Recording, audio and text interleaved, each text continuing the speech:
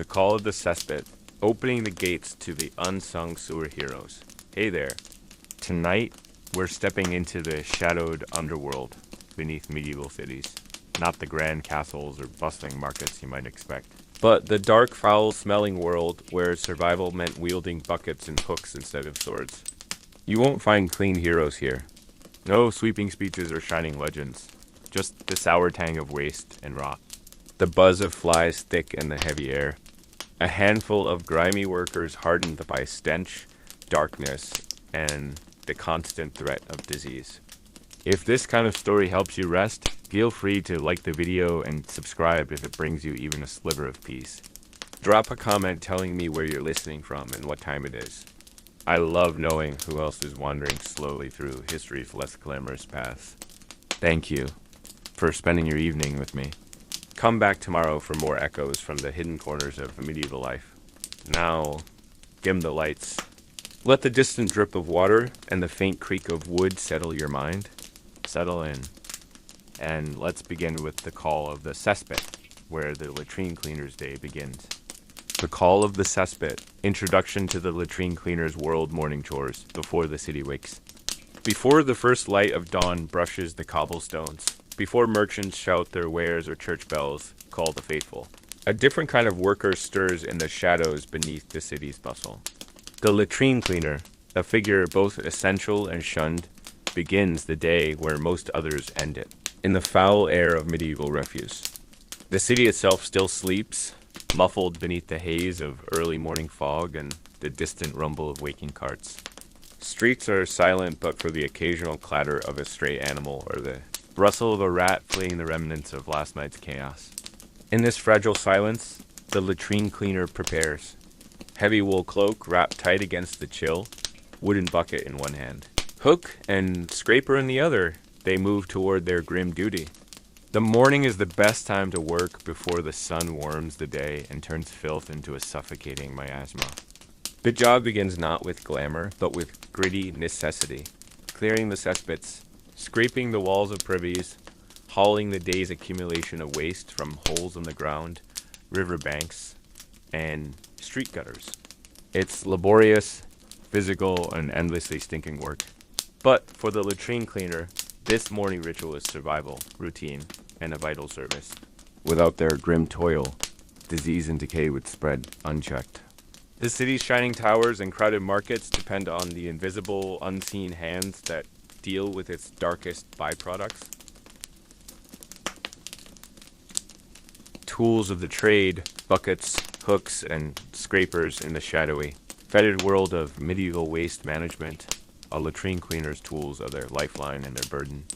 Simple on the surface, each item carries a weight of history, practicality, and grim necessity. The heavy wooden bucket, often patched and stained beyond recognition, is the cleaner's constant companion. It's more than a container, it's a mobile cesspit, filled with the day's foul harvest. Carried with care despite its rank contents, this bucket represents both survival and social exile. Alongside the bucket, the hook, a long iron instrument twisted into a curved claw. Its purpose is as straightforward as it is grisly, to snag and drag the heaviest, most stubborn waste from the depths of cesspits and latrine holes. This tool is an extension of the cleaner's arm, a necessary reach into places no hand dares to go. Scrapers, knives, and rough brushes complement the kit. With these layers of sludge and scum are pried from wooden seats and stone walls, their surfaces slick with centuries of neglect and use. The scraper's edges dull quickly against the harsh, resistant, grime-sharp tools dulled by the very filth they conquer. Each tool is worn, patched, and often shared or bartered among workers, a testament to the economic hardship and social invisibility of the trade. Despite their humble appearance, these implements hold a crucial role in maintaining a city's fragile health. The tools are never cleaned in any modern sense. Instead, they are rinsed in nearby water, tossed into the sun to dry, or left in the open air hoping the wind will carry away some of the smell, if not the ever-present risk of disease. For the latrine cleaner, these tools are constant reminders of the filth they must confront, the dangers they must navigate, and the unacknowledged labor that keeps the medieval city from collapsing into sickness. The smell that follows, stench and survival. Step closer if you dare and breathe deep. The air is a thick soup of rot, sour sweat, and the unmistakable punch of fresh. Human waste mingling with the slow-cooked decay of yesterday's forgotten filth. It stings the nostrils like a swarm of biting flies, claws at your throat like the acrid smoke of a burning peat bog.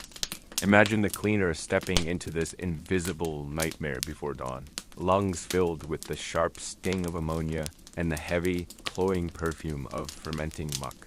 It's the kind of smell that doesn't just hang, it smothers, clings, and invades every fiber of your being, weaving into your skin, your hair, your clothes, embedding itself like an unwanted tattoo. No perfume or sage bundle could mask this primal assault. Some tried carrying fragrant bundles of lavender, rosemary, or burnt oak to push back the worst, but the stench always won the battle. It's a smell that mocks you, that reminds you every breath could be your last. But this smell is more than malodorous. It's a warning system etched into the very essence of survival. It signals stagnant pools of water where disease-brewing bacteria flourish. Pockets of noxious sewer gas waiting to choke or explode, and unseen parasites riding the currents in the muck. The cleaner's nose becomes a finely tuned instrument, able to detect the faintest hints of danger hidden within the fetid air. The sharp tang of sulfur that means rotten eggs and toxic gas. The musty sourness hinting at a recent rain that stirs up new hazards, or the sickly sweet rot that spells disease. The battle with stench is relentless and personal. The cleaner's body rebels, eyes water, stomach churns, skin itches from constant exposure to irritants. Washes are cold, fleeting, and the smell returns, clinging like a ghost. The medieval city itself seems to breathe this foul breath, exhaling a miasma of death and decay that the latrine cleaner confronts head-on every day. Their world is one where the air itself fights back, but where the fight is never optional. This is survival at its rawest. The stench is both enemy and constant companion, a cruel reminder of the price paid by those who carry away the city's invisible sins.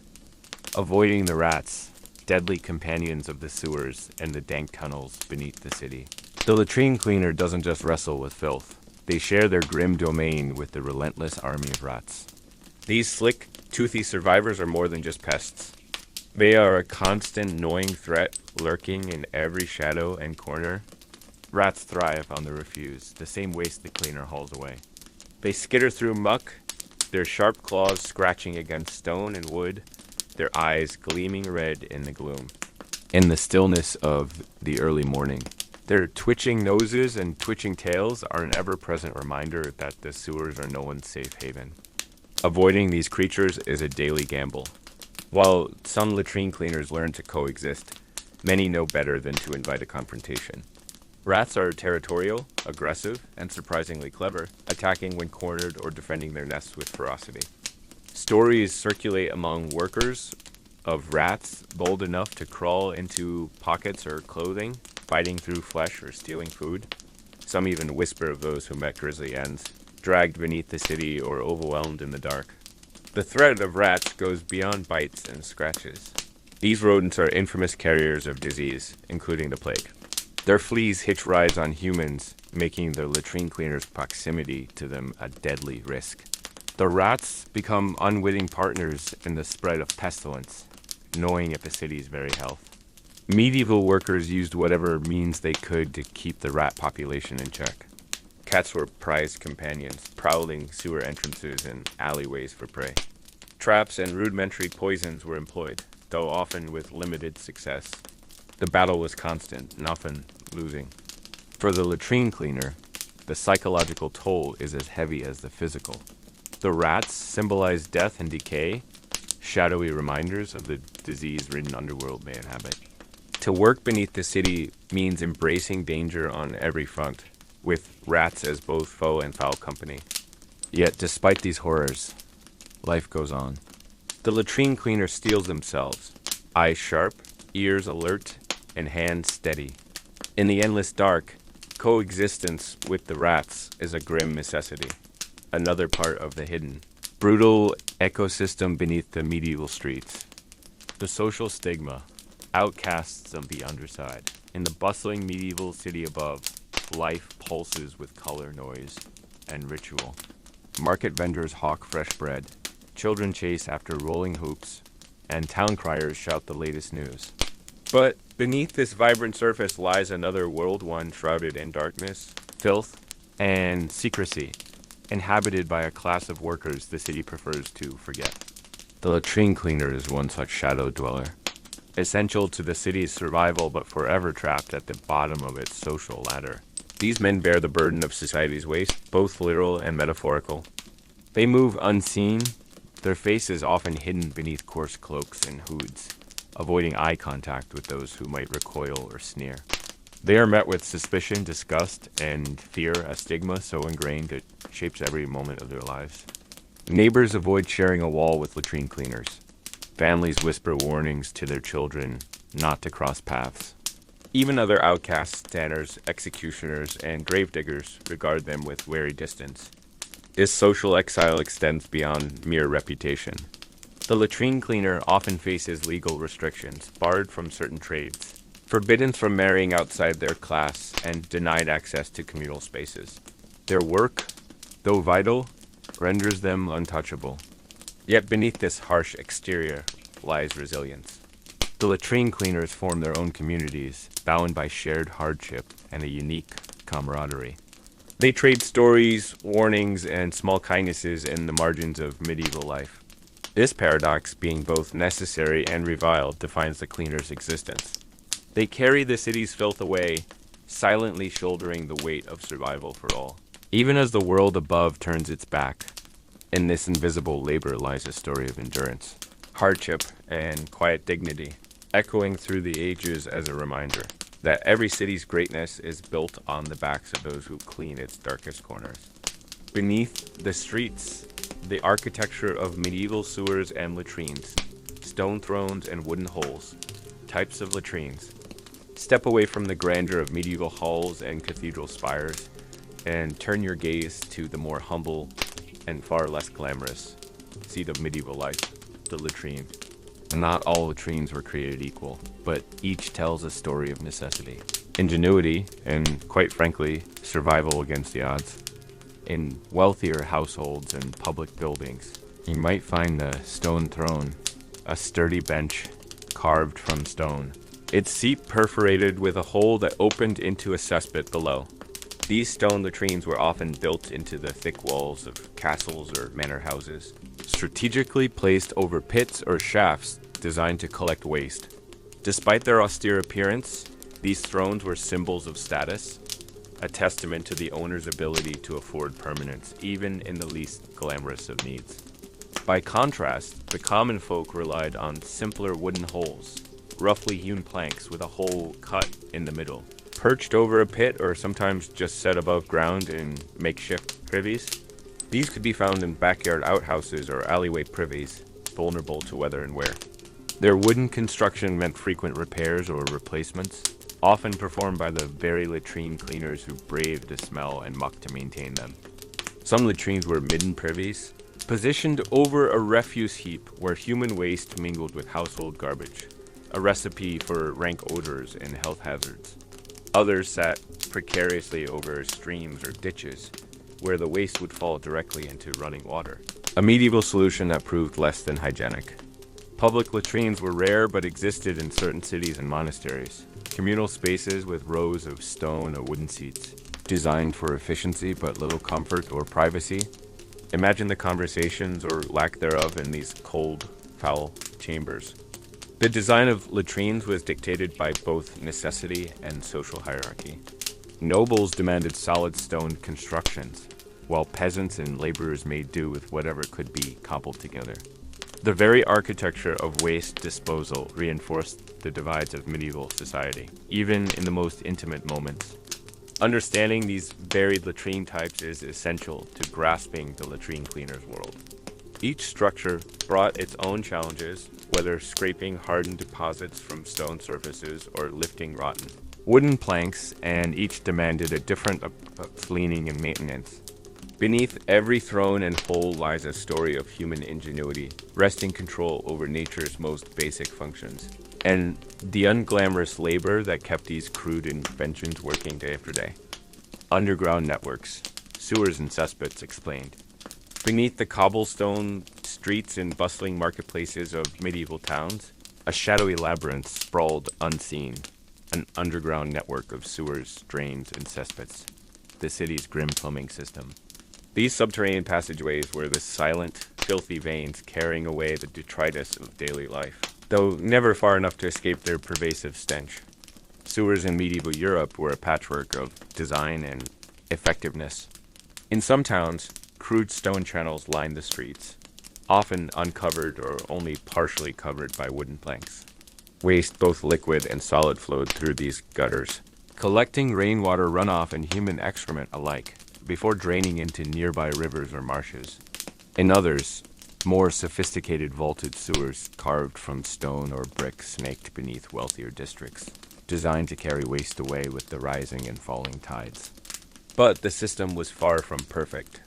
Many sewers were little more than open ditches, clogged with rubbish and debris, stagnating under the weight of their own filth. Without proper gradients or flow, waste pooled and rotted, producing clouds of disease-carrying miasma that seeped up into the streets and homes above. Cesspits, deep, often unlined holes dug beneath latrines, served as the primary receptacle for solid waste. These pits filled slowly, requiring periodic emptying by the latrine cleaners. Often, the cesspits were located near wells or water sources, an arrangement that spelled disaster when contaminants seeped into drinking supplies, fueling outbreaks of cholera, dysentery, and plague. The underground networks were a precarious balance of necessity and hazard. Some cities attempted rudimentary engineering solutions, such as flushing sewers with fresh water or constructing cesspits lined with clay to reduce seepage. Yet, these efforts were limited by knowledge, resources, and the relentless march of urban growth. Maintenance was a constant battle. Sewers and cesspits choked with waste had to be cleared, tunnels repaired, and the foul water diverted. This dirty work fell to the latrine cleaners and sewer workers, who navigated these dark, slippery passages with torches or lanterns, facing collapse, toxic gases, and swarms of vermin. Despite their flaws, these underground networks were critical to medieval urban life, holding back the tide of disease and decay as best they could. They formed the backdrop of countless unseen dramas beneath the streets where human ingenuity and desperation met in a grim dance of survival. The rivers roll, waste flow and pollution rivers, lifelines of medieval cities carried far more than just fresh water for drinking and washing. They bore the weight of human waste, refuse, and industrial runoff, becoming both essential arteries and relentless purveyors of pollution. In towns perched along winding rivers or tidal estuaries, the natural flow of water was harnessed to carry away the city's excrement and garbage. Open gutters and sewers often emptied directly into these waterways, sending a steady, unseen tide of filth downstream. This relationship was a dangerous, double-edged sword. On one hand, the river's flow helped flush waste away from the crowded streets, reducing the immediate stench and miasma that could suffocate neighborhoods. On the other hand, the river became a floating cesspool, a toxic soup where human, animal, and industrial wastes mingled freely.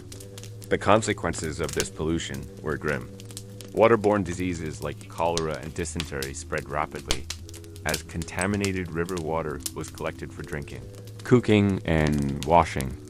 The very source of life became a vector of death. In some cities, attempts were made to control the flow of waste into rivers. Stone embankments, sluice gates, and primitive filtration methods were constructed to manage discharge and reduce contamination. But these measures were sporadic and often ineffective in the face of growing populations and expanding industry. The riverbanks themselves became foul zones. Fishermen, washerwomen, and farmers working near polluted waters contended daily with the stench and the health hazards it brought. Dead fish and debris clogged the shores, and noxious gases bubbled up in stagnant pools. Yet life and economy thrived on these polluted waterways. Rivers powered mills, transported goods, and provided sustenance. Weaving the city's lifeblood through commerce and survival, even as their waters ran thick with unseen dangers. The medieval city was thus locked in a precarious balance, relying on its rivers for vitality, while suffering the consequences of turning them into open sewers. It was a relationship shaped by necessity, ignorance, and the relentless pressure of urban life. Nighttime smells and seasonal changes, as dusk falls and the city's hustle fades into the ghostly quiet of night. The hidden world beneath the streets awakens to a different kind of life, one shaped by shifting smells that rise from the ancient sewers and cesspits, painting the night air with invisible yet unmistakable signatures. The cooler nighttime temperatures slow the decomposition processes, allowing scents to settle into thick, heavy blankets that cling to alleys and courtyards. Without the sun's heat to disperse them, the pungent aromas of waste, rot, and stagnant water gather like specters, wrapping the city in an invisible shroud of miasma. Street lamps flicker dimly, their glow offering little comfort against the overwhelming stench that seems to seep from every crack and crevice. Passers-by quicken their pace, holding scarves or cloths to their faces in a futile attempt to stave off the offensive odors. Seasonal shifts deepen the assault. Spring rains swell gutters and flush cesspits, washing fresh waves of filth through the sewer channels, stirring up long-settled sediments, and releasing bursts of noxious gases. Summer's heat accelerates fermentation, turning the city into a simmering pot of decay, intensifying the smell until it hangs like a living thing. Autumn brings its own challenges. Falling leaves clog open drains, slowing the flow and causing pools of stagnant water to fester. Meanwhile, the first chills of winter slow bacterial activity, dulling odors but increasing the risk of frozen pipes and blocked sewers, a dangerous buildup waiting to burst. For those who work beneath the streets, these changes dictate the rhythm of life and labor. Nighttime shifts become a battle not only against darkness and danger, but against the ever-shifting assault of smells that can signal safety or peril. Residents of the medieval city learned to read these invisible cues. Certain smells warned of dangerous sewer gas pockets. Others hinted at fresh waste deposits or clogged drains. This unspoken olfactory language was a vital survival skill in a world where the air itself could kill. Sewer collapses and accidents. Hidden dangers. Beneath the bustling streets of medieval cities, danger lurked not just in the air, but in the very structure of the sewers themselves. These underground tunnels, carved from stone, brick, or simply dug through earth, were far from the engineered marvels of modern sanitation. Instead, they were fragile, often crumbling networks teetering on the brink of collapse. Sewer collapses were a terrifying hazard for those who worked below. Years of neglect, shifting earth, and water erosion weakened walls and ceilings until the slightest disturbance. A heavy footstep. A burst of rain could send tons of debris crashing down, burying workers alive in darkness and filth. Accidents were common and brutal. Workers navigating the narrow passages had to watch every step, avoiding crumbling edges, sudden drops, and unstable beams. One wrong move could mean plunging into deep pits of stagnant water or being trapped beneath collapsed stone. Toxic gases added another layer of peril. Methane and hydrogen sulfide could build up in pockets, invisible but lethal. A careless spark from a lantern could trigger deadly explosions, while inhaling these gases often led to suffocation or long-term illness. Rescue efforts were almost non-existent. A collapse meant the worker was lost to the darkness, swallowed by the city's underbelly. Their disappearance quietly noted but rarely mourned. The dangers added a grim urgency to the latrine cleaner's work, a daily dance with death that few outsiders could comprehend. Yet despite these risks, the sewers remained vital arteries, and those who maintained them showed remarkable resilience. Their knowledge of the underground labyrinth was unmatched, and their ability to navigate hazards made them indispensable, even as the city above looked away. In the hidden depths beneath medieval streets, every shift was a gamble. The ground could give way, the air could turn poisonous, and the darkness could swallow a life without warning. It was a world where survival meant knowing every crack and creak, every rotten beam and shifting stone. A day in the life, the cleaning routine, arriving at the site, dawn and dread. Before the first light touches the city, the latrine cleaner's day begins in a world thick with shadow and silence. Streets are empty, windows shuttered, and the usual clamor of market cries and children's laughter is still hours away. But for these workers, the early morning hour carries a different kind of weight, a sense of dread and duty that presses heavy on the chest.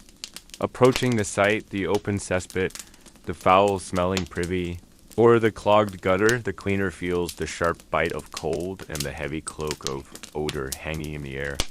The city's filth waits, patient and merciless, ready to reclaim every breath. Lantern in hand, the cleaner moves with practiced caution. The ground is uneven, slippery with muck and waste, and the lingering darkness hides hazards both seen and unseen. The cleaner's footsteps echo softly, a lonely rhythm in the stillness, each step closer to the heart of decay. The first tasks of the day are grim and unrelenting, inspecting the pit, checking for blockages, and preparing the tools. Every shift begins with a deep breath, sharp, bitter, and uninviting, that the work cannot wait. The cleaner's mind drifts briefly to the world above, the warmth of hearth fires, the smell of fresh bread, the laughter of families. Yet here, beneath the heavy shroud of stench and shadow, there's only the steady pulse of labor and survival. The weight of the task is more than physical. It is a burden carried in silence, a job both essential and invisible, performed at the city's darkest edges. The cleaner steels themselves, ready to face the day's horrors with grim resolve. Manual labor, scraping, scooping, and hauling the day's work begins in earnest as the latrine cleaner grips their tools and braces against the overwhelming stench. There's no gentle easing and the smell crashes over them like a wave, thick with ammonia, rot, and the sour tongue of fermented waste. Armed with sturdy wooden scoops, iron hooks, and coarse brushes, the cleaner crouches over the pit or privy, ready to wrestle with its stubborn contents. The first task is to scrape away layers of hardened sludge and waste that have crusted over days or weeks, a crust as tough as old leather, resisting every effort to dislodge it. Each scrape sends clouds of dust and foul particles into the air, stinging eyes and clogging nostrils. The cleaner's hands, often gloved with rough cloth or leather, work tirelessly, scooping thick globs of muck into buckets, which are then hauled away through narrow alleys and dark streets. The weight of each bucket is a brutal reminder of the day's toil heavy with the city's filth and the burden of survival. The path to the dumping ground is treacherous. Uneven cobblestones, hidden puddles, and the ever-present threat of rats add layers of danger to the physical strain. The work is grueling and unrelenting. Pauses are rare. There's no time to rest when the waste continues to accumulate, and the city's health depends on swift removal. The cleaner's body aches from bending, lifting, and hauling, muscles screaming beneath layers of grime. This manual labor is not just about physical endurance, but mental toughness. The cleaner learns to steel their senses against the stench and sights of decay, developing a grim rhythm that balances efficiency with the necessity of self-preservation. Despite the hardship, the cleaner takes a certain pride in mastery over the chaos. Each pit emptied, each bucket hauled, is a small victory against nature's relentless reclaiming. It is a dirty, thankless battle fought daily, yet crucial for the city's fragile balance. Managing flies, maggots, and other unwelcome guests, no medieval latrine was ever truly alone. Buzzing relentlessly around the foul air were swarms of flies, thick-winged, buzzing, and utterly uninvited. They laid their eggs in the richest muck, where warmth and moisture nurtured their grotesque offspring. Maggots, those pale, writhing larvae, were the invisible nightmare beneath the surface. As the cleaner scraped and scooped, the seething mass of tiny worms writhed and twisted in protest, turning every movement into a visceral, stomach-churning ordeal. The flies were more than just nuisances. They were vectors of disease, carriers of plague, typhus, and dysentery. The cleaner had to constantly battle the swarm, swatting at the relentless cloud that sought to land on open skin or creeping into eyes and mouth. In the summer months, the infestation reached fever pitch. Flies thrived in the heat, turning cesspits and latrines into hives of buzzing terror. The cleaners' clothes became sticky with sweat and filth, the air thick with the sound and smell of decay. Other pests compounded the misery tiny fleas that bit through clothing. Cockroaches skittering in the shadows, and spiders spinning silken traps in the corners of the privy. Even the occasional rat found its way into these dank confines, adding teeth and claws to the host of hazards. To fight back, cleaners developed crude but effective tactics. Smoke from burning herbs or dung was wafted through pits to repel flies. Quicklime sprinkled over waste helped dry out the muck and discourage maggots. Protective claws and veils were sometimes employed to shield sensitive skin and eyes. Yet no barrier was perfect. The constant presence of these creatures was a grim reminder that the cleaner's world was shared with forces of decay and disease, and endless war waged in the bowels of the city. Despite this, the latrine cleaner endured, moving with practiced motions that balanced disgust with necessity. Managing these unwelcome guests was part of the rhythm, a grotesque dance where survival depended on quick reflexes and grim resolve. The tools wear and tear, repair and replacement in the hands of a latrine cleaner. Every tool tells a story of relentless battle against grime, rot, and the ceaseless march of decay. The wooden scoops, iron hooks, and sturdy buckets are more than mere implements. They are extensions of the cleaner's will to survive in a world designed to reject them. Wooden handles splinter under constant use, their surfaces scarred and blackened by sludge and acid. Iron hooks rust quickly in the damp, fetid air, the metal corroding from the acids that rise from decomposing waste. Buckets, whether fashioned from wood or metal, bear dents, holes, and cracks, threatening to spill their foul contents mid-journey. Repairing these tools is as much a part of the daily routine as the cleaning itself. Latrine cleaners often carried simple sharpening stones to keep hooks biting, and tools were patched with leather straps or wooden wedges to hold them together just a little longer. Replacement was an expensive, sometimes impossible luxury. Cleaners scavenged broken tools, repurposed scraps, and traded favors to keep their gear functional. The city rarely provided supplies. This was labor shunned and left to its own devices. Tools were often shared among workers, a grim community of dirt and necessity. Yet this camaraderie came with risks sharing, meant swapping the very grime and disease these tools carried, silently passing the invisible burdens of the job. Despite wear and damage, the tools had to be reliable.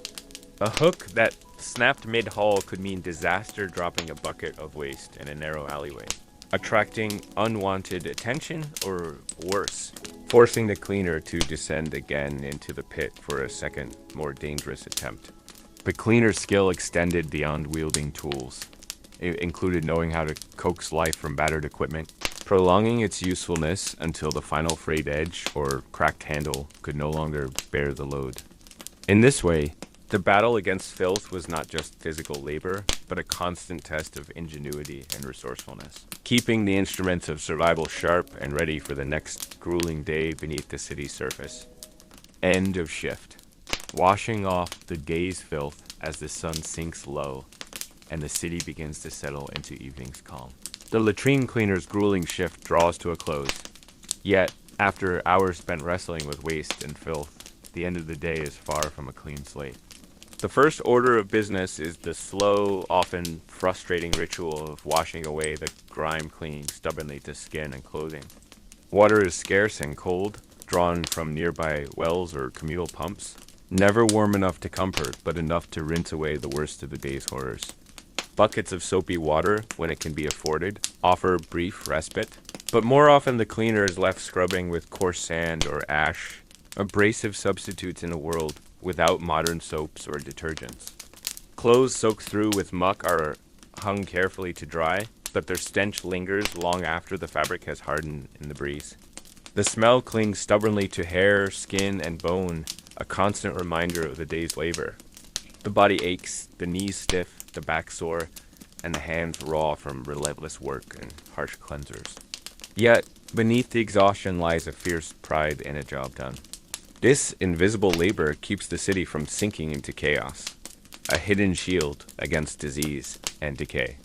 But the cleaner knows that tomorrow will bring another dawn, another plunge into the city's dark bowels.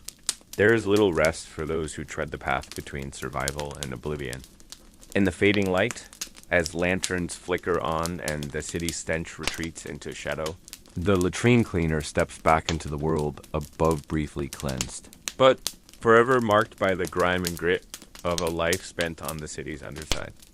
The rat problem, vermin and disease in the sewers, rats as carriers, the plague connection beneath the twisting tunnels of medieval sewers and cesspits, scurried an uninvited army, the rats.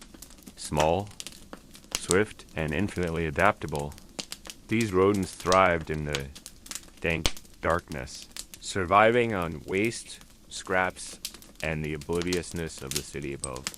But rats were far more than mere pests. They were the unholy couriers of death itself, their connection to the spread of the Black Death.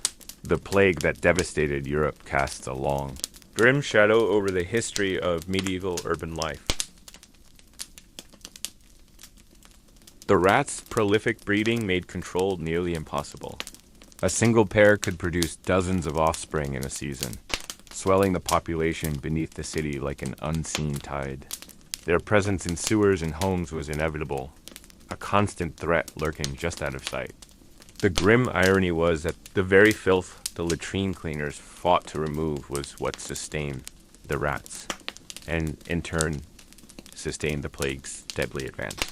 Sewers, cesspits, and refuse heaps became breeding grounds, not just for vermin, but for catastrophe. Despite the danger, medieval understanding of disease was limited. The concept of contagion was muddled with superstition and miasma theory, meaning efforts to combat rats were as much about folklore and fear as about practical measures. Yet the reality was stark. Rats were the living shadow beneath the city, carriers of illness and death, haunting every dark corner and forgotten drain. Methods of rat control, cats, traps, and poison, the battle against the relentless tide of rats. Beneath medieval cities was fought with whatever means could be cobbled together, often a hodgepodge of practical ingenuity, superstition, and desperation.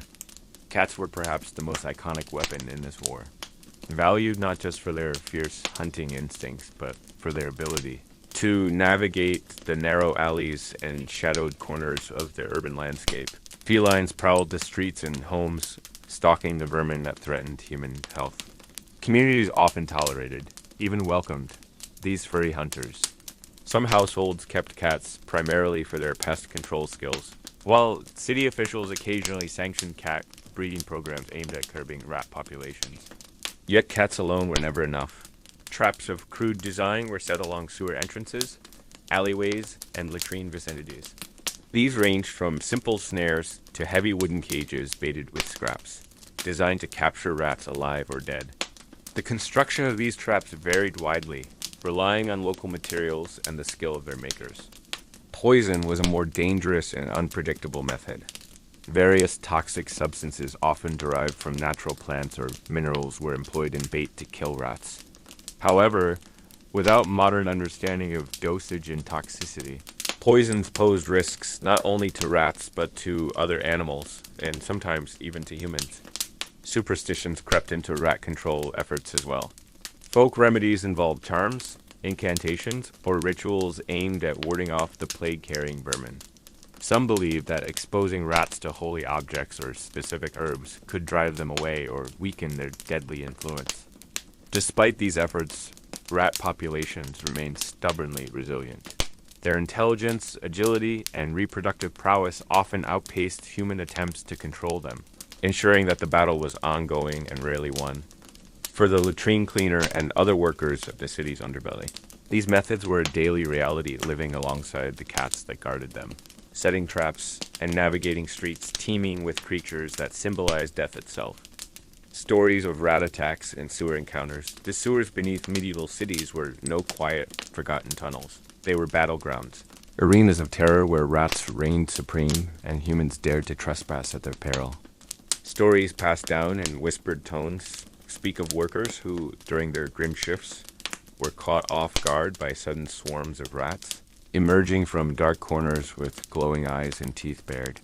One latrine cleaner recounted how a cornered rat leapt from the muck to bite a hand, sending the man into a frenzy of pain and panic. Another tale tells of a night of a sewer worker, lantern held high, stumbled upon a veritable river of rats moving through the underground channels, a shifting sea of fur and claws that forced him to retreat in haste. Heart pounding, lungs burning from the stench and fear, these encounters were more than mere nuisances. They could be physically dangerous. Rat bites were common, sometimes causing infections or worse, the ever-looming threat of plague. Workers who suffered such attacks faced grim prospects in an age before antibiotics or even basic antiseptics. There are also accounts of rats infiltrating homes through the sewer lines, gnawing unstored food, and even attacking small children left unattended near latrine chambers. The boundaries between human space and rat territory were perilously thin. Sewer workers learned to move with caution, listening for the faintest rustle in the darkness, always ready to swing a tool or toss a stone at encroaching vermin. Some developed superstitions about signs and omens. Sudden silence among the rats might predict a plague outbreak, while unusually aggressive behavior signaled dangerous times. These stories, grim and haunting, capture the uneasy coexistence between medieval people and their unwelcome neighbors beneath the streets, a relationship forged in fear. Survival and the endless fight for control of a hidden world. The cleaner's role in preventing disease spread. The latrine cleaner's work went beyond shoveling filth. It was a frontline defense against invisible enemies, the diseases that rode in on vermin and decay.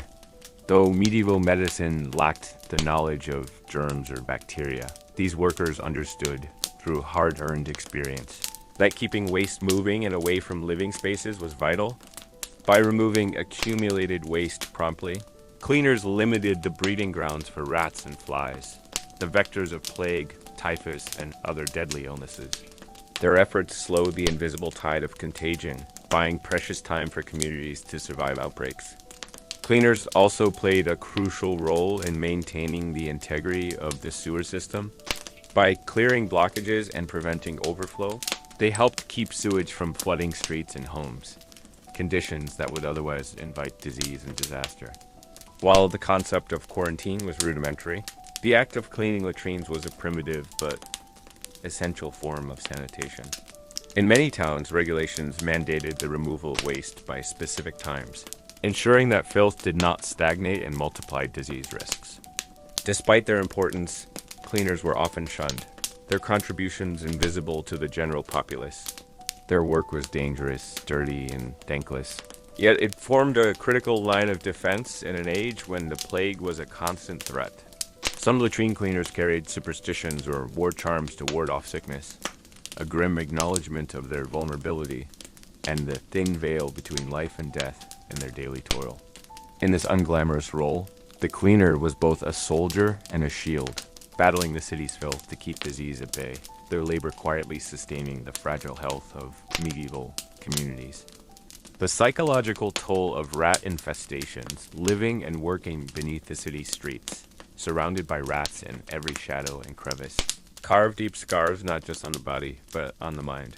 For the latrine cleaner, the constant presence of these vermin was a source of unending anxiety, a low hum of fear that accompanied every step.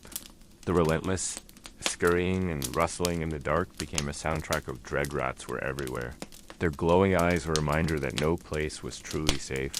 Workers spoke of nightmares filled with swarms, bites, and the suffocating stench of decay. Nightmares that lingered even in the daylight hours. Isolation intensified the toll. Often working alone or in small groups, cleaners faced their fears without the comfort of a bustling crowd. The knowledge that one wrong step could lead to injury, infection, or worse weighed heavily on their minds. Social stigma compounded their burden. As outcasts, they found little sympathy or understanding from the wider community, their fears and traumas dismissed or ignored. This lack of support deepened feelings of alienation and despair. Yet amidst the darkness, some found coping mechanisms, rituals, prayers, or talismans believed to protect against evil and disease. Stories and camaraderie among workers created fragile threads of connection, offering brief respite from the pervasive dread. The psychological scars of this life often outlasted the physical ones. Depression, anxiety, and a pervasive sense of doom were common, even if unnamed. The cleaners' work was as much a battle for mental survival as it was for physical health. In this way, the rat infestation was not just a problem of disease and destruction, but a profound challenge to human resilience, a reminder that beneath the city's surface, darkness lingered in more ways than one. Social life underground, the community of latrine workers, the brotherhood of the bucket, social bonds beneath the streets. In the shadows of the city's refuse and rot, a unique brotherhood took shape, the latrine cleaners. Though shunned by the surface world, these workers forged bonds as sturdy as iron chains, bound together by shared hardship and a common purpose. The brotherhood of the bucket, as some quietly called themselves, relied on one another for survival. In a profession where danger lurked in every pit and betrayal could mean disaster, trust was both precious and necessary. Daily routines were punctuated by moments of mutual aid, lending a hand to haul a stubborn bucket, sharing a rare piece of bread during a break, or alerting comrades to particularly treacherous patches in the sewer's twisting labyrinth. This camaraderie extended beyond the work itself. After shifts, some gathered in shadowed taverns or discreet corners to swap stories, nurse bruises, and momentarily escape the stench that clung to their skins. These gatherings were a vital release valve for the stresses of their grim vocation. Mutual respect was hard-earned. Senior cleaners mentored newcomers, passing down hard-won knowledge about safe routes, efficient techniques, and how to navigate the social minefield, both underground and above. Despite their low status, the community found pride in their indispensable role. Without them, the city would descend into chaos and disease. In their shared struggle, they found purpose and identity, an underground society united against the odds. Language and codes of conduct in the sewers and the murky depths beneath the city. Latrine workers developed more than just calloused hands and toughened spirits. They forged a language all their own. This wasn't just a way to communicate. It was a shield, a code, and a subtle rebellion against the isolation imposed by society.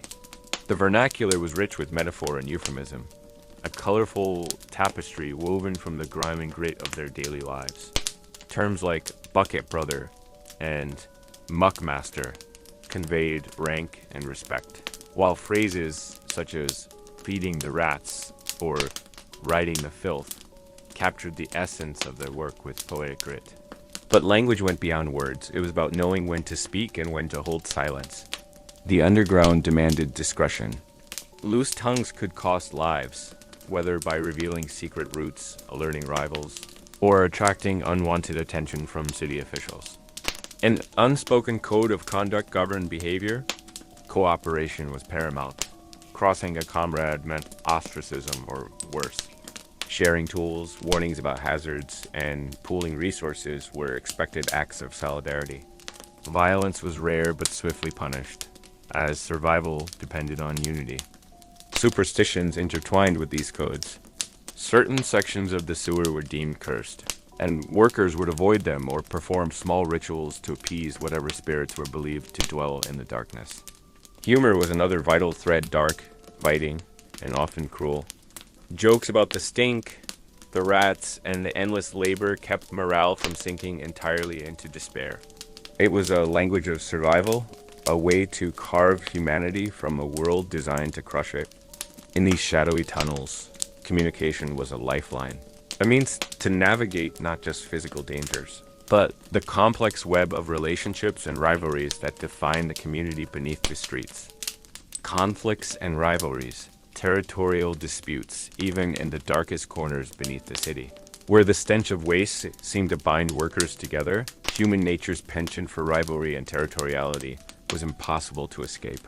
The latrine cleaners, though united by their grim profession, were not immune to disputes over space, status, and resources.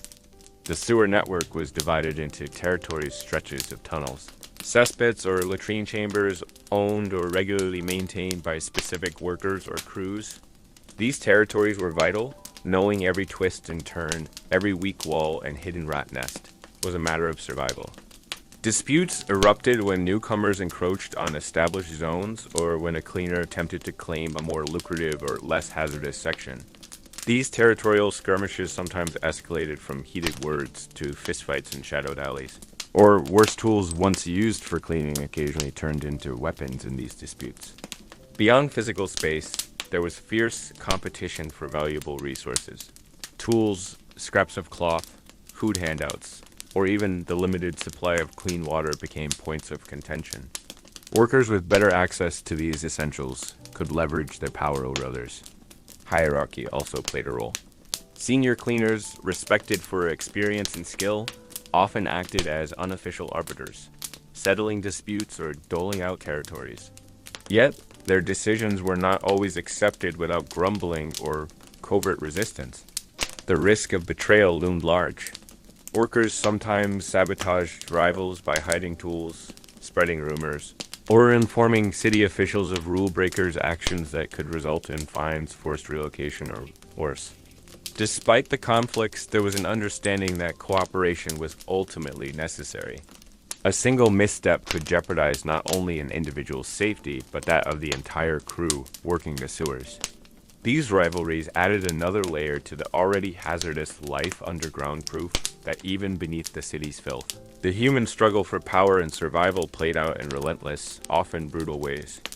Stories and legends passed below the streets in the dim, damp tunnels beneath the city, where daylight never penetrated and the air hung heavy with the scent of decay. A rich oral tradition flourished. Stories and legends passed from one latrine worker to another, binding the community with shared memories, warnings, and dark humor. These tales were more than mere entertainment.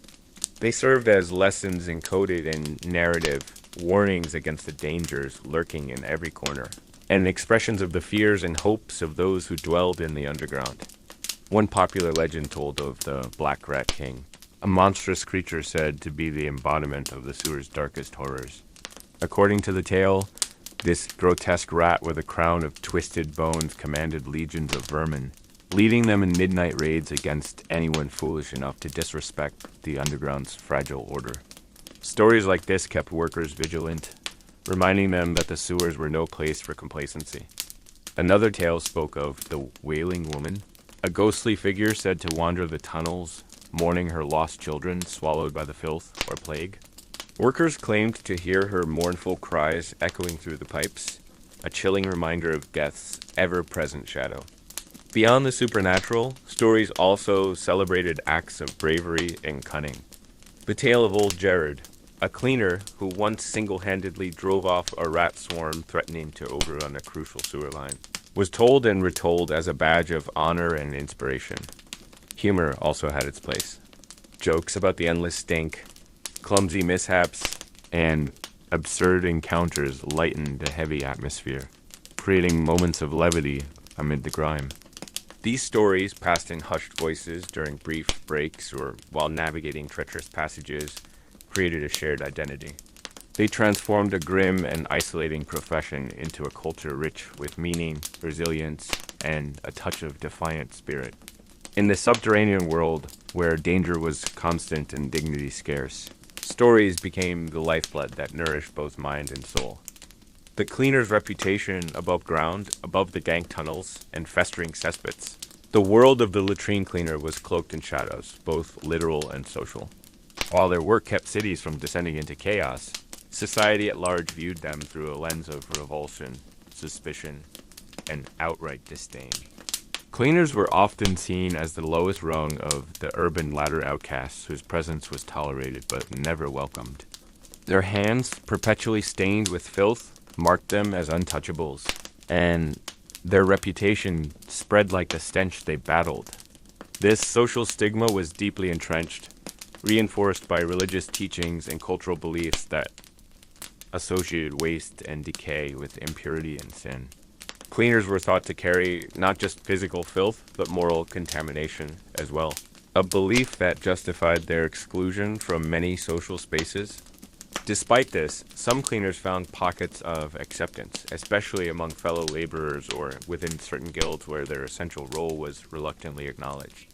In rare cases, their expertise in sanitation earned grudging respect from city officials concerned with public health. Yet for most, life above ground was a constant negotiation between invisibility and infamy. Cleaners were often barred from entering taverns or markets without suspicion, and their families faced social isolation. This duality, the essential yet despised, defined the cleaner's place in medieval society. They were both the city's unsung guardians and its pariahs, walking the fine line between necessity and neglect. In the end, the latrine cleaner's reputation above ground was a harsh reminder of society's discomfort with the very waste it produced, and with those brave enough to face it head on. Tools and techniques, innovations and traditions, early sanitation tools, from hooks to pumps before the advent of modern plumbing and sanitation systems. The tools of the trade for managing human waste were humble, yet ingeniously practical, crafted to wrestle with one of humanity's oldest and most unpleasant challenges. The earliest sanitation workers relied heavily on hooks long, sturdy rods often tipped with curved metal to reach into latrine pits or cesspits and manipulate waste from a distance. These hooks allowed workers to avoid direct contact with filth, a crude but essential form of protection in an era lacking gloves or protective gear. Buckets were another fundamental tool, often made of wood or metal, used to collect and transport waste. These containers varied in size and shape, balancing the need for capacity with manageability. Some featured tight-fitting lids to contain odors and prevent spills during transit. Scrapers, flat blades, or sharpened pieces of metal were employed to loosen hardened deposits and sludge cleaning to pit walls or sewer surfaces. These tools demanded strength and precision, worn down quickly by constant use against abrasive materials. In some towns, more sophisticated devices emerged. Hand-powered pumps, crude but effective, were used to drain liquid waste from pits or sewer lines. These early pumps signaled the beginning of innovation aimed at reducing manual labor and improving sanitation efficiency. Carrying poles with balanced buckets helped distribute heavy loads, easing the physical strain of hauling waste through narrow streets or underground passages. Each tool was a testament to the grim ingenuity of those who faced the daily challenge of keeping cities clean, tools born from necessity. Honed by experience and passed down through generations, innovations in waste disposal over centuries, medieval sanitation was a world in motion, shaped not only by the grit of its workers, but by centuries of slow, incremental innovation that laid the groundwork for the modern systems we often take for granted. Early cities began experimenting with rudimentary sewer systems, stone-lined, channels and clay pipes designed to carry waste away from living quarters. These innovations were motivated by necessity, as overflowing cesspits and stagnant waste posed constant threats to public health. One breakthrough was the use of flush toilets in some elite households, a luxury far removed from the common latrine. These primitive designs used stored water to rinse waste down channels, a concept that would evolve over the centuries. Efforts to improve waste transport also saw the development of horse-drawn carts and specially designed wagons for hauling waste out of city centers. These carts often had sealed compartments to minimize spillage and odor, though their use was limited by road conditions and urban layouts. Municipal regulations began to emerge, mandating regular waste removal schedules and the construction of public latrines in busy areas.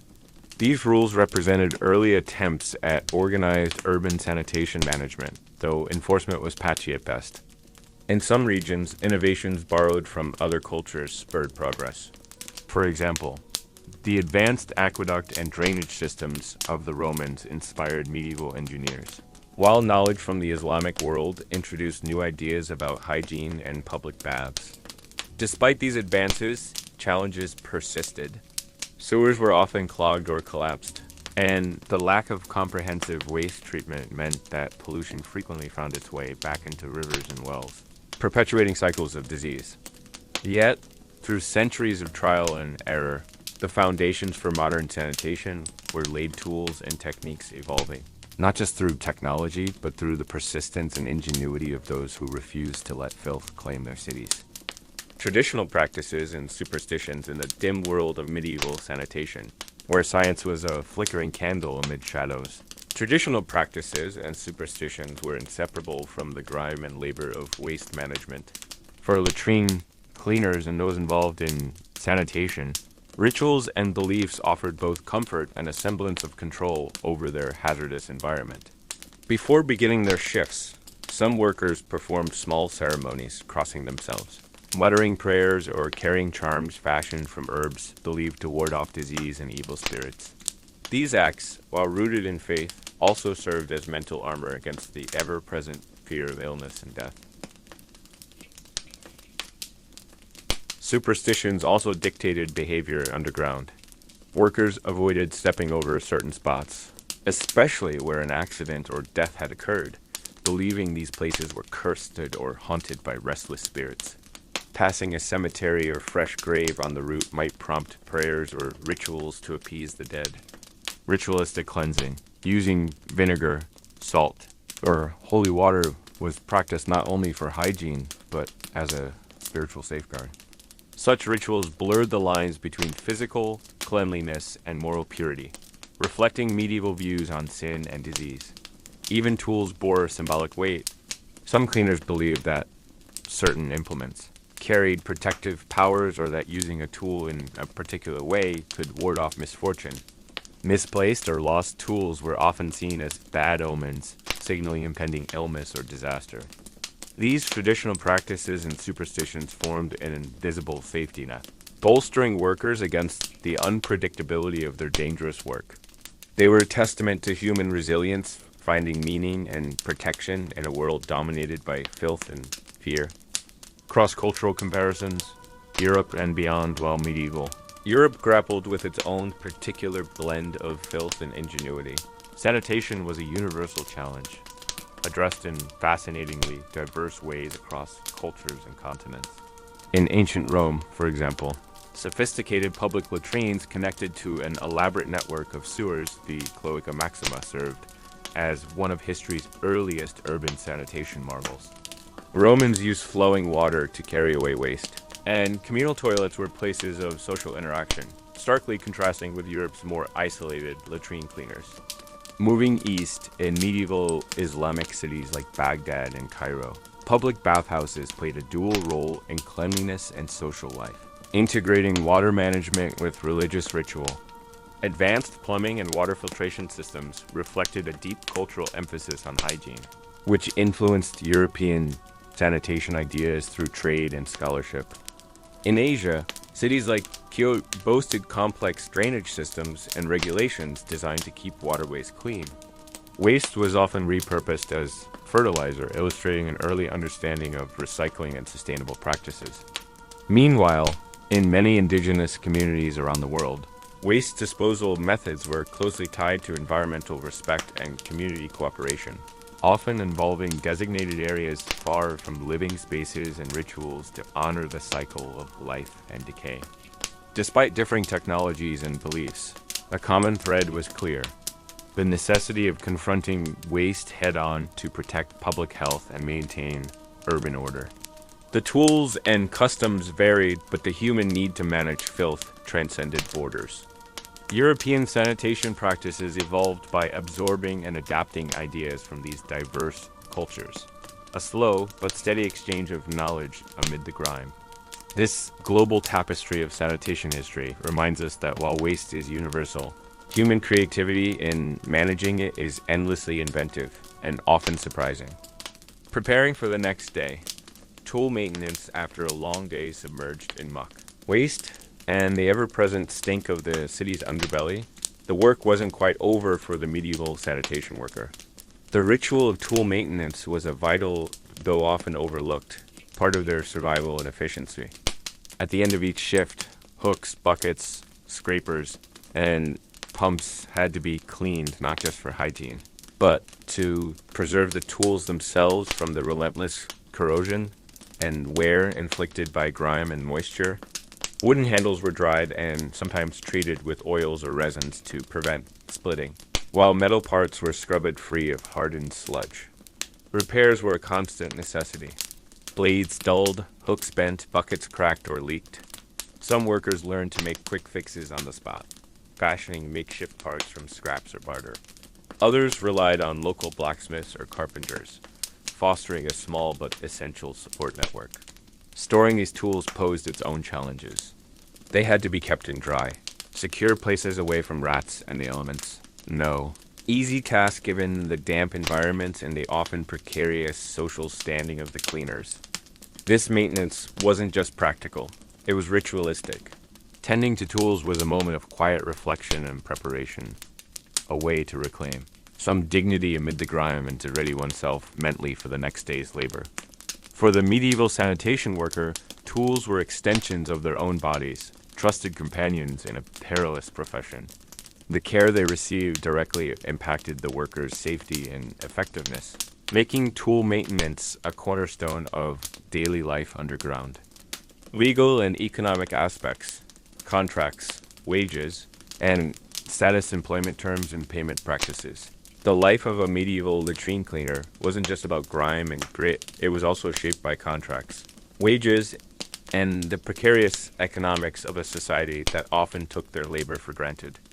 Employment terms varied widely depending on the city, the era, and the specific employer. Some cleaners were employed directly by municipal authorities, bound by formal contracts that outlined duties, hours, and remuneration. Others worked as subcontractors or day laborers, hired through guilds or informal networks. Their pay often inconsistent and subject to negotiation. Payment was rarely generous. Wages were low, reflecting the social disdain attached to the job. Yet the work was essential enough that some cleaners enjoyed a degree of job security uncommon in other menial trades. Bonuses or tips might be granted for exceptional handling, especially hazardous assignments. But these were exceptions rather than the rule. Contracts often included clauses penalizing lateness, negligence, or failure to adhere to health regulations rules that could be harshly enforced. Some cities mandated minimum standards for waste removal, with fines levied against contractors who fell short. In rural areas, latrine cleaning might be combined with other duties, such as night watch or labor in the market, complicating payment and status further. Despite low pay, the work provided a livelihood for many, often inherited across generations within families. For some, it was a stable, if unpleasant, career path in an otherwise uncertain economic landscape. Understanding these employment practices reveals the complicated balance between exploitation and necessity that characterized medieval sanitation labor. Regulations governing waste in medieval cities, teetering on the edge of sanitation disaster, soon realized that waste management couldn't rely solely on the grim determination of latrine cleaners. To keep streets passable and diseases at bay, towns and boroughs enacted laws and regulations, sometimes detailed, often brutally enforced to govern the disposal of human waste. These regulations varied widely but shared common goals: preventing the fouling of public spaces, protecting water sources, and maintaining some semblance of urban order amid the filth. Municipal authorities often mandated scheduled waste removal, requiring latrine cleaners and contractors to empty cesspits and transport waste beyond city walls at set intervals.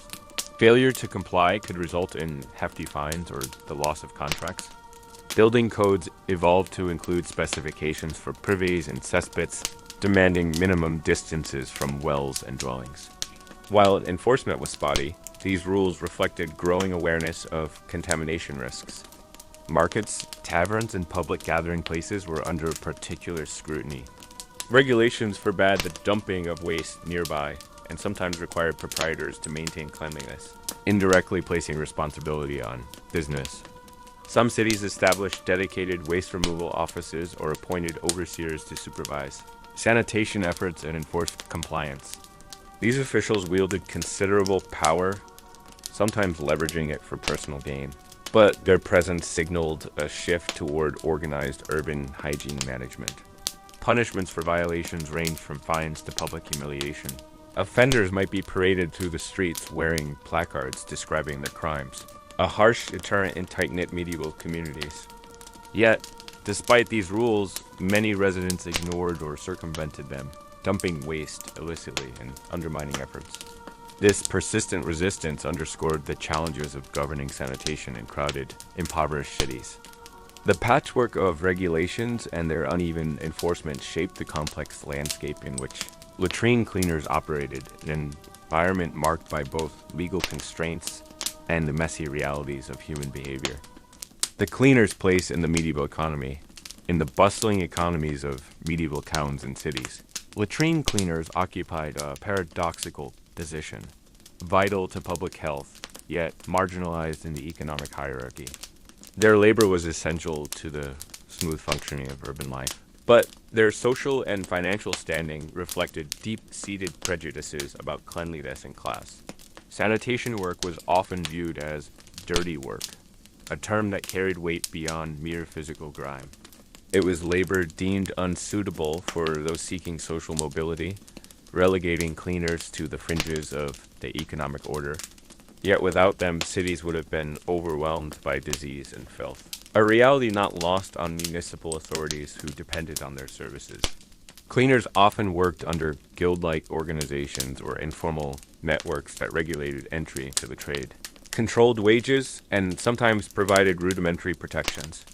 These groups could function as both support systems and gatekeepers, shaping the cleaners' economic prospects. The trade was frequently hereditary, passed from parent to child, binding families to sanitation labor across generations. This continuity reinforced social stratification, but also fostered strong communal ties within the cleaner class.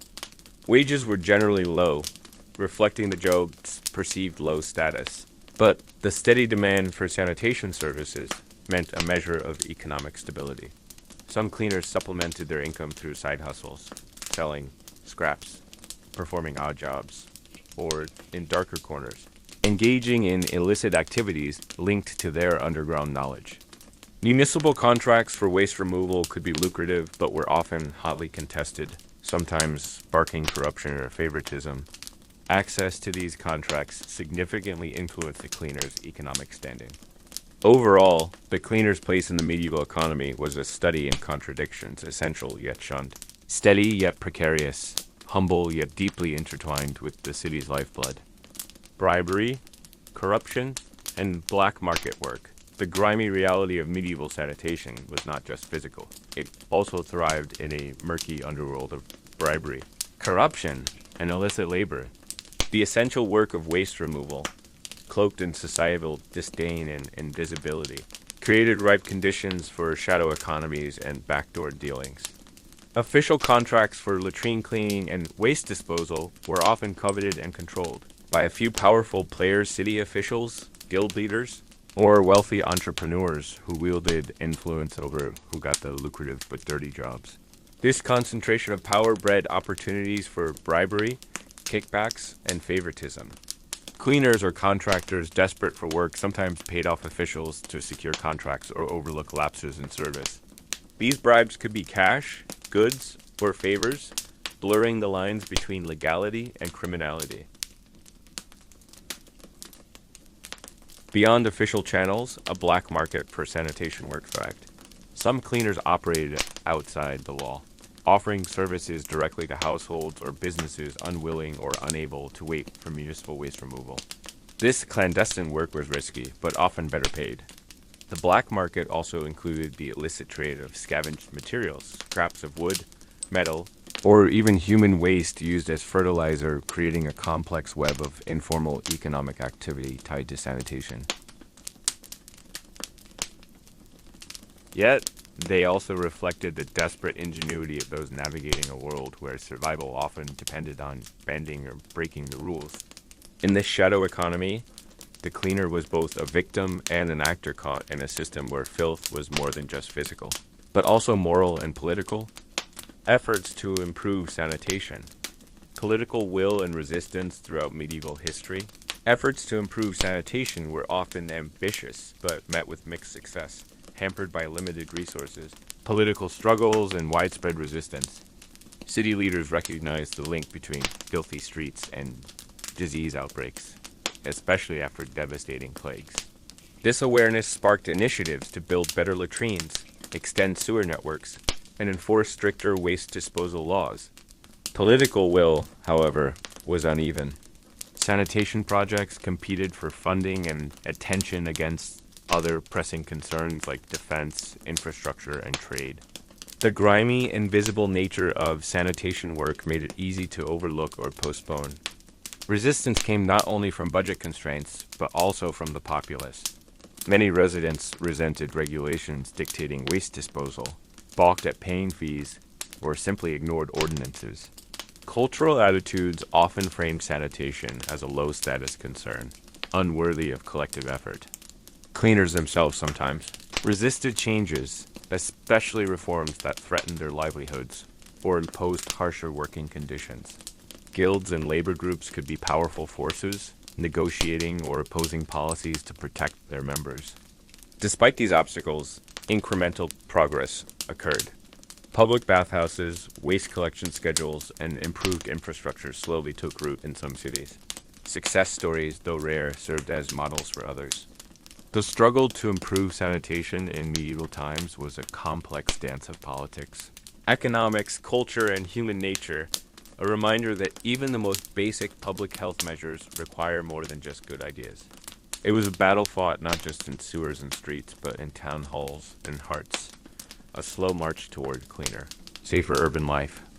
Dangers and deaths, accidents, disease, and mortality, sewer gas, and poisoning risks. The underground world of medieval sewers and cesspits was not only a landscape of filth, but also a hidden hazard zone where invisible killers lurked in the air. Sewer gases, an ominous mix of methane, hydrogen sulfide, and other toxic fumes posed serious threats to latrine workers, often turning routine tasks into deadly gambles. Methane, produced by the decomposition of organic waste, is odorless but highly flammable, and in poorly ventilated sewers, pockets of this gas could accumulate silently, risking sudden explosions from the smallest spark, a terrifying prospect for anyone wielding lanterns or torches. Hydrogen sulfide, on the other hand, carries a distinct rotten egg smell and is acutely poisonous.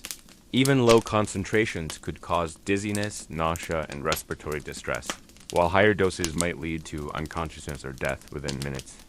Workers entering confined spaces frequently suffered from what was then called sewer sickness, a catch-all term for symptoms now understood as gas poisoning.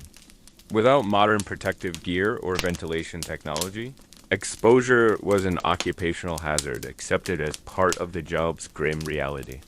Some cleaners developed folk remedies or rituals to ward off the bad air, such as carrying herbs, wearing amulets, or holding their breath at critical moments. These measures offered little real protection, but underscored the perilous nature of their work. Incidents of sudden collapse, mysterious deaths, or unexplained illnesses among sanitation workers were common, but poorly documented, often attributed to divine punishment or bad luck rather than recognized hazards. This deadly atmosphere contributed to the social stigma surrounding the profession, an invisible killer, reinforcing the invisible walls separating cleaners from mainstream society. The toxic breath of the sewers was a constant reminder that beneath the city's streets lay not only filth, but also lethal danger, demanding courage and endurance from those who dared to enter. Injuries on the job, falls, cuts, and infections. The work of a medieval latrine cleaner was far from gentle labor. It was a brutal, hazardous grind where every shift carried a real risk of physical harm. Navigating slippery, uneven surfaces, wielding sharp tools in confined spaces, and grappling with heavy loads of waste, these workers faced dangers that could maim or kill with alarming frequency. Falls were a common hazard. The uneven earth surrounding cesspits, combined with poor lighting and slick surfaces, made missteps a daily threat. A sudden slip could result in broken bones, sprains, or worse, especially when falling into pits filled with waste or onto hard cobblestones. Cuts and punctures were another occupational hazard. Sharpened hooks, scrapers, and shovels were essential for loosening and removing hardened waste, but they posed constant risk. A slip of the hand could slice skin or puncture flesh, opening the door for infections in an era long before antibiotics. Infections from wounds were a serious concern. The filthy environment was a breeding ground for bacteria and pathogens. Even minor cuts could become life-threatening without proper care, often leading to gangrene or septicemia. Some workers carried rudimentary first aid, supplies herbal poultices or vinegar washes, but medical knowledge was limited. Heavy lifting and repetitive strain caused chronic musculoskeletal problems. Back pain, joint issues, and worn cartilage were common complaints among veteran cleaners, whose bodies bore the scars of decades of grueling labor. Additionally, workers risked exposure to parasites and skin diseases. Constant contact with human waste and contaminated water meant that ailments like scabies, ringworm, and intestinal parasites were rampant. Despite these dangers, many cleaners pressed on, driven by necessity and the lack of alternative livelihoods. Their resilience was remarkable, though the toll on their bodies was often permanent. The harsh physical realities of sanitation work added another layer to the social stigma. They were seen not just as dirty, but also damaged. A visible reminder of the profession's cost. Burial practices for latrine workers, the grim work of the medieval latrine cleaner, extended beyond life, lingering in the shadowed rites that marked their deaths. Burial practices for these workers reflected the complex web of social stigma, religious belief, and practical concerns surrounding death in a time when disease and poverty were constant companions. Unlike wealthier or more esteemed citizens, latrine workers often faced neglect in death as in life. Their social status frequently dictated where and how they were buried, if they received burial rites at all. Many were interred in unconsecrated ground places set apart from the honored churchyards, reflecting the belief that their exposure to filth and disease made them spiritually unclean. In some towns, special burial grounds were designated for those who died of contagious diseases or worked in occupations deemed impure. These plots were often on the outskirts of the community, isolated and poorly maintained. Religious institutions, while preaching charity and compassion, sometimes hesitated to minister fully to latrine workers, especially those who succumbed to plague or other illnesses seen as divine punishment. Priests might perform minimal rites, leaving the dead in a state of limbo between sacred and profane. Families of latrine workers, often poor themselves, struggled to afford proper funerals or gravestones. Graves were marked with simple wooden crosses or left unmarked, erasing the individual's memory from the landscape of the living. In rare cases, guilds or worker collectives took on the responsibility of providing burial services, pooling scarce resources to ensure a dignified end for their members. These acts of solidarity were a final, quiet defiance against society that marginalized them. Archaeological findings have occasionally uncovered mass graves linked to sanitation workers or plague victims, their bones telling silent stories of lives lived and lost beneath the weight of grime and neglect. These burial practices underscore a harsh reality. The lives of latrine cleaners were so entwined with death and decay that even their passage from this world was shadowed by the same social and physical contamination they battled daily. Stories of heroism and tragedy beneath the bustling streets and behind the scenes of medieval cities. The lives of latrine cleaners were often lived in the shadows, unseen, uncelebrated yet filled with moments of quiet heroism and tragic loss. One such tale recounts a cleaner who, during a sudden collapse of a sewer tunnel, risked his life to rescue a trapped child. Armed with nothing but a dim lantern and an iron hook, he braved choking fumes and unstable rubble, dragging the child to safety at the cost of severe injury to himself. Stories like this, passed down in hushed tones among the workers, reveal the courage hidden beneath layers of grime. Tragedy, however, was far more common.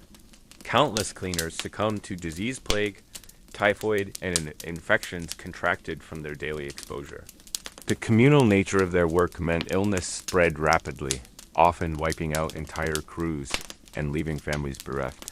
Some cleaners faced violent attacks, either from desperate townsfolk fearful of contagion or from criminal elements lurking in the dark alleys. These assaults added another layer of danger to an already perilous occupation. There were also moments of resilience and camaraderie, workers banding together to negotiate better wages or safer conditions, risking punishment to improve their lives. These small acts of defiance and solidarity stand as testament to their humanity amid adversity. While official records rarely noted their deeds, folklore and oral histories preserve fragments of their experiences. Ballads sung in taverns, marginal sketches and manuscripts, or the occasional legal complaint offer glimpses into the emotional and physical toll borne by these indispensable, yet overlooked figures. These stories remind us that behind the veil of filth and stigma lay individuals of bravery, suffering, and complexity lives worthy of remembrance and respect. The cleaner's legacy, forgotten lives as the last lanterns flickered and the city's underground quieted. The lives of medieval latrine cleaners faded into obscurity, forgotten by history but not, without a legacy etched into the very foundations of urban life. Though their names seldom appear in chronicles or guild records, their work formed the backbone of public health long before modern medicine recognized its importance. By tirelessly battling filth, they curbed the spread of disease, kept cities functioning, and allowed communities to thrive amid often harsh conditions. Archaeological digs have uncovered traces of their presence tools left behind in cesspits, bones of those who worked and died underground, and even inscriptions hinting at their quiet pride and shared identity. Their legacy is also cultural, shaping perceptions of cleanliness, labor, and social hierarchy that echo through centuries.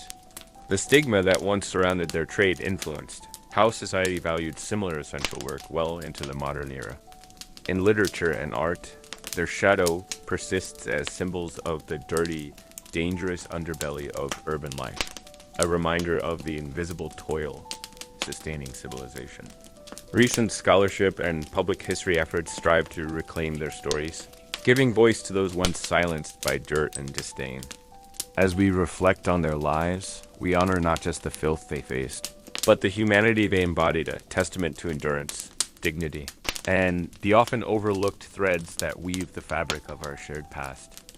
Latrines in culture, folklore, literature, and art, sewers in medieval stories and myths, medieval sewers and latrines, far from being mere utilitarian structures, seeped into the cultural imagination of the time, winding their way into stories, myths, and popular beliefs that reveal much about societal attitudes toward waste, cleanliness, and the underground world.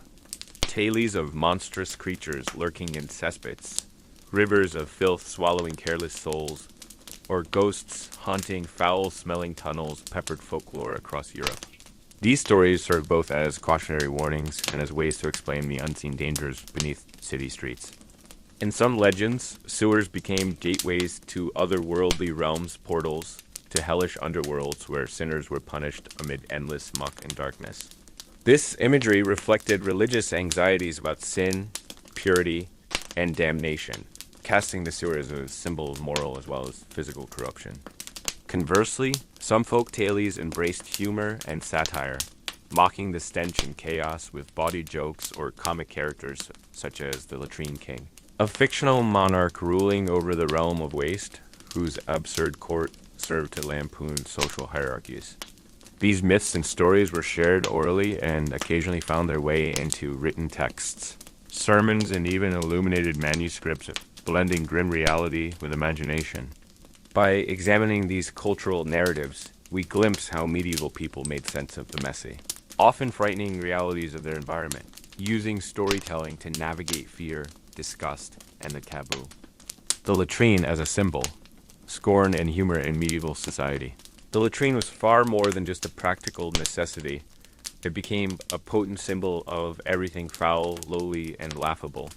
Its presence in language, humor, and social commentary reveals how waste shaped not only daily life, but also the way people understood morality, class, and human nature. To be in the latrine, or up to one's elbows in muck, were common expressions capturing states of misfortune, shame, or helplessness. These phrases permeated speech as vivid metaphors for social or personal failure, blending the physical with the moral in a way that few other symbols could match. Humor around latrines ranged from bawdy jokes to elaborate plays and poems that exploited the shock value of filth. Public performances sometimes included scatological humor designed to entertain while reinforcing social norms by mocking the dirtier classes. Scorn was equally prevalent. The latrine was a shorthand for degradation, used to demean enemies or express disgust. Political pamphlets and sermons occasionally invoked latrine imagery to condemn corruption or vice, equating moral decay with physical filth. Yet, amid the scorn and humor, there was a grudging acknowledgement of the latrine's inescapable role. The shared experience of waste and its management created a common ground and unspoken truth that everyone, regardless of rank, faced the same basic bodily realities. Artists and writers played with this duality, crafting works that oscillated between revulsion and amusement, reminding audiences of their own humanity through the messiness of life. The latrine then stood as a mirror reflecting society's fears, prejudices, and laughter, an ever-present symbol in the messy theater of medieval existence. Artistic depictions of sanitation workers in the dimly lit studios and workshops of medieval Europe. Artists rarely reserved their brushes and chisels for the lowly figures of sanitation workers. Yet, when they did, these depictions reveal a fascinating blend of realism, symbolism, and social commentary capturing the harsh realities and cultural perceptions of those who toiled in filth. Manuscript illuminations occasionally portrayed latrine workers in marginalia, those playful, often irreverent doodles in the edges of religious and literary texts. Here, sanitation workers might appear as grotesque figures, exaggerated in form to evoke humor or moral lessons about cleanliness and sin. In some frescoes and woodcuts, these laborers are shown with their signature tools, buckets, hooks, and scrapers, sometimes depicted in the act of digging, hauling, or disposing of waste. The imagery highlights their grueling work, but often emphasizes their outsider status through isolation or caricature. The church, wielding immense influence over art and culture, sometimes used sanitation imagery allegorically. Latrines and sewers symbolize sin's depths, and workers were figures walking the fine line between earthly degradation and spiritual redemption. Courtly art, by contrast, largely ignored these figures, preferring images of nobility and piety. When referenced, it was often in jest or as a cautionary foil, underscoring class distinctions. However, some rare portraits and tomb carvings commemorate individuals associated with sanitation trades, suggesting pride within the profession and recognition from their communities. These artistic glimpses offer more than just visual interest. They provide a window into societal attitudes, revealing how medieval people grappled with the messy realities beneath their polished surfaces. Through brushstrokes and carvings, the invisible laborers of filth find a voice, reminding us of the enduring connection between art and everyday life, even in its darkest corners. Curses, blessings, and rituals related to waste in the medieval mind. The realm of waste was not just physical, but deeply spiritual and magical, a place where curses, blessings, and rituals intertwined to reflect fears, hopes, and the mysterious forces believed to govern health and fortune. Curses involving latrines were surprisingly common. To wish someone to sit upon the foulest seat, or to be swallowed by the cesspit, was a vivid way to condemn enemies to humiliation, sickness, or divine wrath. These expressions carried weight, tapping into cultural associations of filth with sin and punishment. Conversely, blessings were sought to protect against the dangers lurking in waste, and to ensure safe passage for workers. Prayers to saints, the sprinkling of holy water, or the hanging of protective charms near latrines were believed to ward off evil spirits, disease, and bad luck. Rituals surrounding waste management could be practical and symbolic. For example, in some towns, special ceremonies marked the emptying of cesspits or the arrival of new sanitation workers, moments blending community, superstition, and acknowledgement of the dirty work ahead. Certain herbs, like rue or wormwood, were hung near latrines not only for their scent, but for their supposed protective powers against miasma, the bad air thought to spread disease. Folklore also told of spirits and demons inhabiting sewers and waste pits, requiring rituals to appease or exorcise them. These stories served as warnings and explanations for the invisible dangers faced daily. This mix of fear, reverence, and humor created a rich tapestry of cultural practices around something as seemingly mundane as waste. Reminder that medieval life was woven tightly with the supernatural, even in its filthiest corners. Modern references and legacy, though centuries have passed since the age of medieval latrines and their oft-overlooked heapers. The echoes of their world continue to ripple through modern culture, literature, and even urban planning. The image of the medieval latrine persists in popular media as a potent symbol of human vulnerability and societal decay. Films, television, and novels frequently draw upon the grotesque, smelly backdrop of these waste systems to evoke a sense of authenticity or to dramatize the gritty realities of the past. Contemporary writers and historians have revisited these stories, transforming what was once considered taboo or purely disgusting into subjects of fascination and respect. The rise of gross history genres and educational content reveals a growing appetite for understanding the unvarnished truths of daily life, including sanitation's essential role. Modern sanitation systems owe a debt to the crude but effective medieval innovations. And some urban archaeologists have even mapped old sewer routes beneath today's cities, uncovering layers of history buried beneath asphalt and concrete. In literature, echoes of latrine humor and symbolism appear in everything from Shakespearean plays to modern satire, where the universal experience of dealing with bodily waste becomes a metaphor for social critique.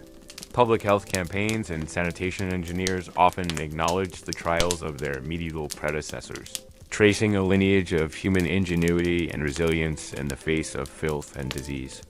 Even in art, the legacy lives on exhibited in museums and galleries that explore the intersection of hygiene, labor, and society, challenging audiences to reconsider preconceived notions about dirt and dignity.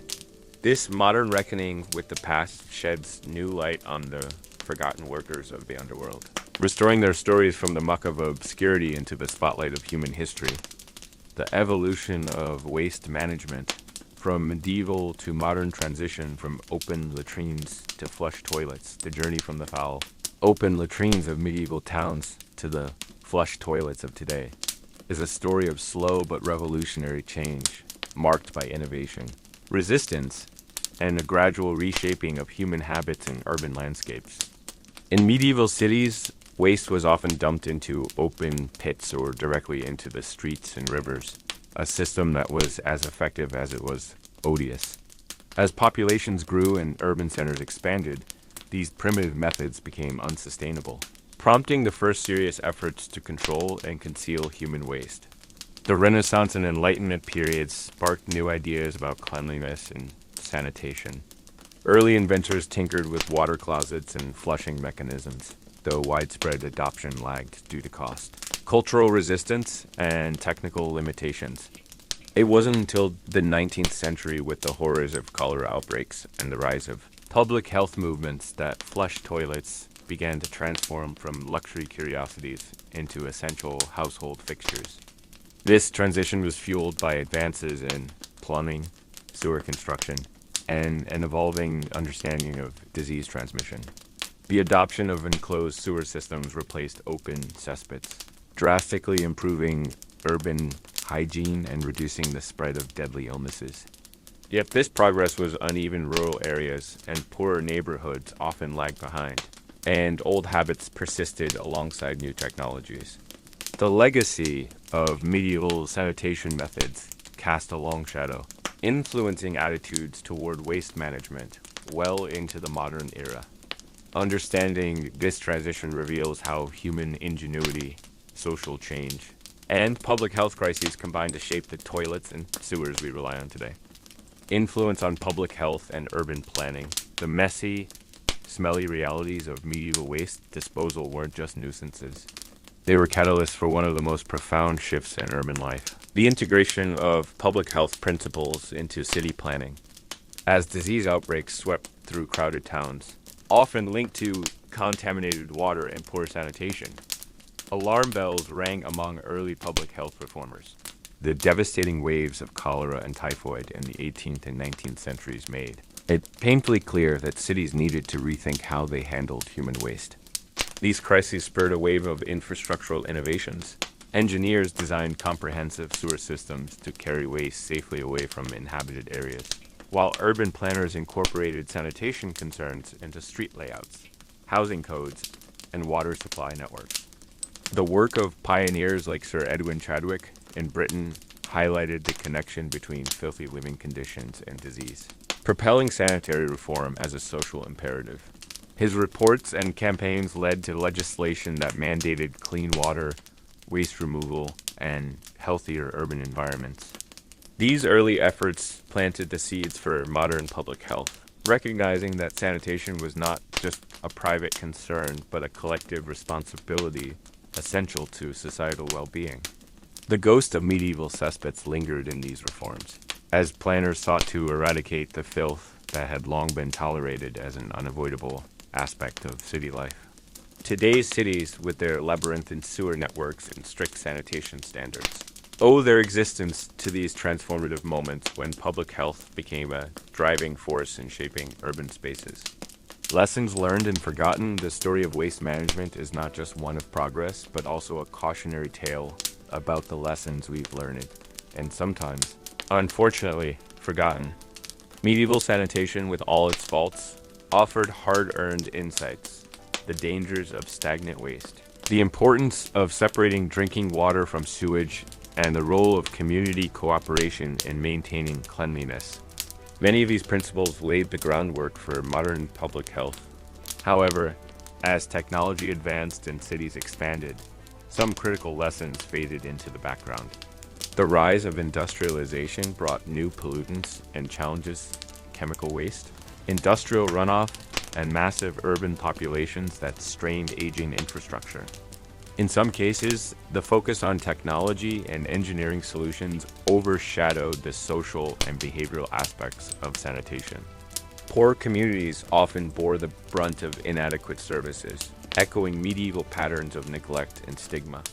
Moreover, modern society sometimes treats sanitation as a problem solved, ignoring the ongoing struggles faced by millions worldwide who lack access to basic toilets and clean water. By revisiting the messy history of medieval waste, we're reminded that sanitation is a complex, evolving challenge requiring vigilance, equity, and respect for the unseen labor that keeps us safe. Understanding where we stumbled is as vital as celebrating the milestones, lest we repeat past mistakes and lose sight of sanitation's role in human dignity. The modern sewer worker, a historical echo beneath the humming streets of modern cities. The legacy of medieval sanitation workers lives on in the tireless efforts of today's sewer workers, those unsung guardians of urban health who brave darkness, filth, and danger much like their ancestors did centuries ago. Despite technological leaps, many tasks remain labor-intensive and hazardous. Modern sewer workers navigate cramped tunnels, unpredictable gases, and biological hazards, carrying the weight of responsibility for maintaining the flow of cities and preventing outbreaks. Their work is often invisible to the public eye, shrouded in the same social stigma that shadowed medieval latrine cleaners and Gong farmers. Yet, they form a vital link in the chain of public health, connecting past and present through shared experience. Training, safety equipment, and regulations have improved drastically. But the essence of the job, the confrontation with human waste, and the need for resilience remains constant. Interviews with sewer workers reveal a blend of pride, pragmatism, and a dark sense of humor, echoing the attitudes documented among medieval counterparts. The modern sewer worker's role is a testament to human endurance and the ongoing battle against the ever-present challenges of urban sanitation. Recognizing their contribution not only honors history, but also highlights the importance of continued investment in sanitation infrastructure and workforce well-being. Reflecting on the unsung heroes of sanitation, as we wind down this journey from medieval cesspits to modern sewage systems, it's impossible not to pause and reflect on the countless individuals who have dedicated their lives to the dirty. Dangerous work of sanitation. From the shadowy night shifts of Tudor latrine cleaners to today's highly trained sewer workers, these unsung heroes have been the quiet backbone of public health, often overlooked and underappreciated. Their labor, shrouded in stigma yet vital to community survival, speaks to the resilience of human dignity in the face of filth and danger.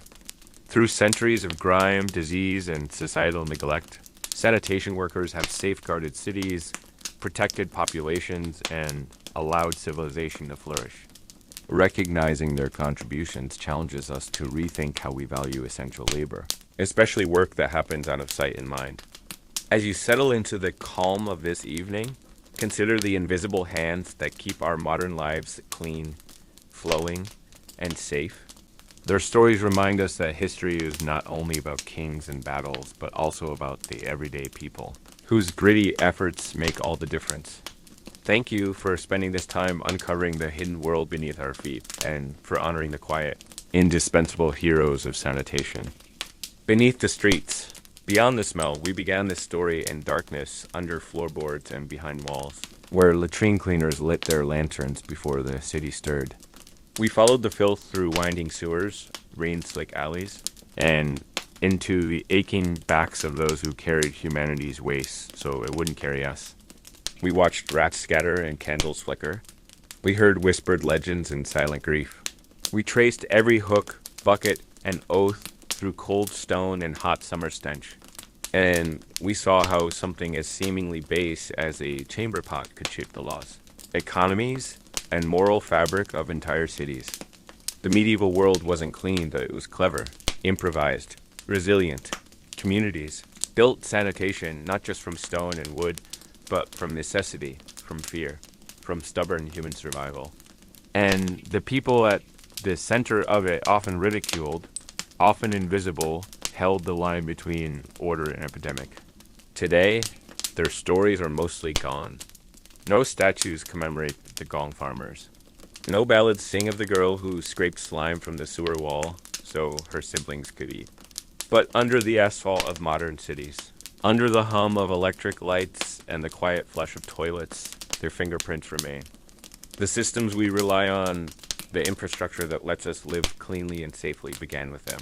With shovels and muck, with backs against stone, with dignity pulled from the mire. So tonight, as you drift off and let your mind wander, think of the world beneath your feet. And maybe, just maybe, give a quiet thanks to those who walked there first so we wouldn't have to.